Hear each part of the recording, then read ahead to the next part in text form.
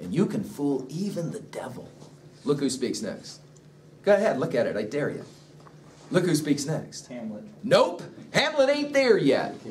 Look who speaks next. Although Frederick's observation is a good one, we are just 8 or 9 seconds away from Hamlet coming onto the stage and saying the famous to be or not to be soliloquy. That is the question. But before we get there, look who speaks.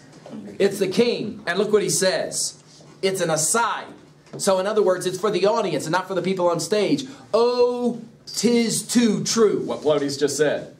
Oh, 'tis too true. How smart a lash that speech doth give my conscience. Shh. What Polonius just said hurt Claudius's conscience, he says. The harlot's cheek, a woman who sleeps with men for pay. Beautified with plastering art, she can put makeup on her face and make herself look pure and young and virginal and all those things, even though she's not. Is not more ugly to the thing it helps it than is my deed to my most painted word. Oh, heavy burden. Whoa, whoa, whoa, wait a second. This line tells us a couple of things. One, he did it. Right? To this point, it's altogether possible for an audience member to say, well, you know, ghosts are kind of whack jobs sometimes. I mean, it could be. Hamlet could be right at the end of Act 2 when he says, you never know about ghosts. Maybe, for example, it really didn't happen the way it happened, you know, the death of my dad. These lines tell us what? Claudius did it. 2. What a lash that speech gives my what?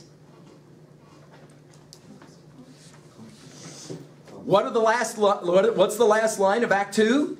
The play's the thing wherein I'll do what? Catch the conscience of the king. What does it mean when he says he has a conscience? Right, he feels some sense of guilt. That's important for us.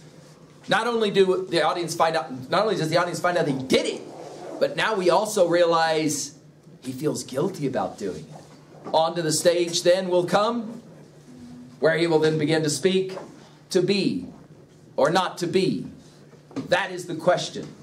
Whether it's nobler in the mind to suffer the slings and arrows of outrageous fortune, or take arms against the sea of troubles and by opposing in them, to die, to sleep, perchance to dream. Ah, there's the rub. Hey, have a nice weekend.